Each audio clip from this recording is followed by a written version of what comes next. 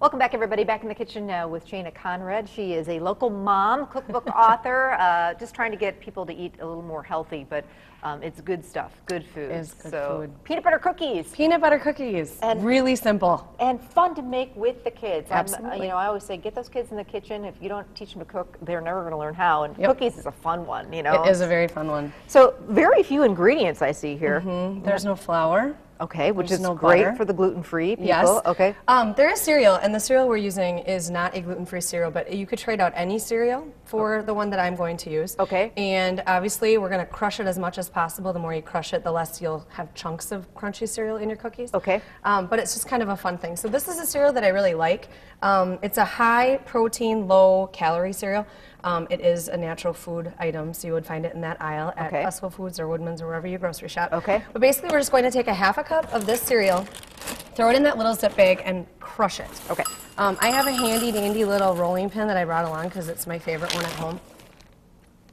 And so let me make that clear again. These could be gluten-free if you used a gluten-free cereal. Correct, But because exactly. this cereal is not gluten-free, this high-low, Correct. these aren't. But this is basically, they look like cornflakes with almonds. they do, type yeah, thing. yeah, it's fun. So while you're doing that, I'm just going to kind of get everything else in the bowl so that we can keep working here. So you want this really fine. I'm going to use my hands. As fine as possible, Okay, yeah. okay. It's crunchy cereal, so you could food process it if you had a little baby food processor, whatever you'd like to do. Okay. I have a half a cup of peanut butter here. I use a natural peanut butter. It's another one of my things. This is a creamy honey. Parker's is my favorite peanut butter in the entire world, and I am a peanut butter addict, and it is divine. Oh, it smells wonderful. But our only other ingredients are a little bit of sugar here. Okay. This is 1 scoop of protein powder. I prefer a whey protein. If you wanted to use soy, if you wanted to use hemp, any of the protein powders out there. This is chocolate. You could also use any flavored protein powder you wanted, so you can make these peanut butter pumpkin cookies, peanut butter apple cookies, vanilla, whatever you wanted. Where do you get that? And I got this at like a GNC type of store. Okay. You can order it online. You can get it at the grocery store sometimes if they have a natural section like It's that just where they called have protein bars. powder. Yep, this is a 100% whey protein. That's what I prefer, like I said, but again, depending on if you have an allergy to milk or anything like that, you could use a soy protein. now, do you put that in a lot of different stuff? A lot of different recipes? It's hard for me to make dessert.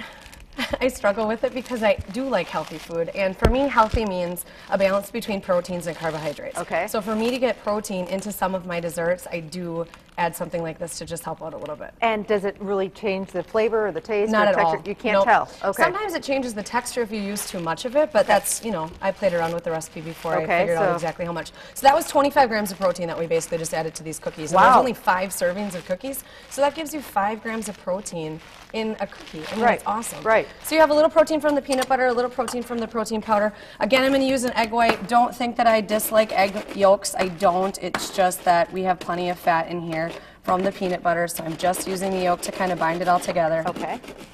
I'm going to wipe my hands quickly again. You bet.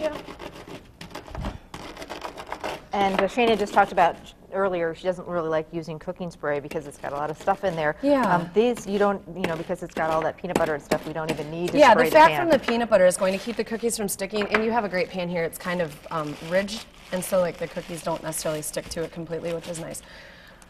However you mash your cereal, that's how fine it will be in the cookies. So Okay. we did our best here, but for time we'll stir already. If you wanted to go crazy with it, you could. Okay. And these She's are basically nice. trying to say I could have done better. Oh, well, okay. So we're going to stir this up. It's a really nice texture when you finish. It's just short of sticking to your fingers. Like, you'll see what I mean. It smells really good. A long time ago, I have family members and friends who have done Weight Watchers, and there was a Weight Watchers cookie that was literally just eggs and peanut butter and sugar, and it was like a lot of sugar. But I kind of took that idea and I thought, I can make a cookie that's actually good for you like that. So you can see, like, touch it once. It's just, it doesn't stick to your fingers at all. No, Isn't no, that it's awesome? great. So I make 10 cookies, make as many as you like. Depends on the size, I take it. Depends on the Okay, size, okay, yeah. Okay. So you just kind of roll them into a little ball, and then Okay. because they're peanut butter cookies, I do take my fork and I kind of squish them a little bit. They don't flatten a lot when you bake them, so it's nice to help them out a little bit. The peanut butter really keeps them set. So if you fork them, you know, like crisscross, sure. it makes them kind of cute, and the kids like that.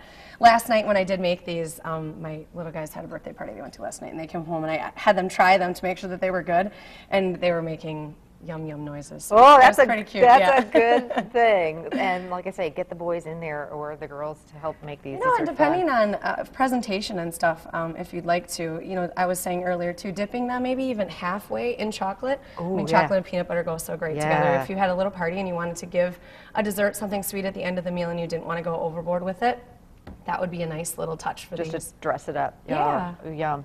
These are fantastic. Oven temperature? Like 350 again. These you want to bake slowly, and maybe watch your oven. You never know, but about 10 minutes or so. Okay.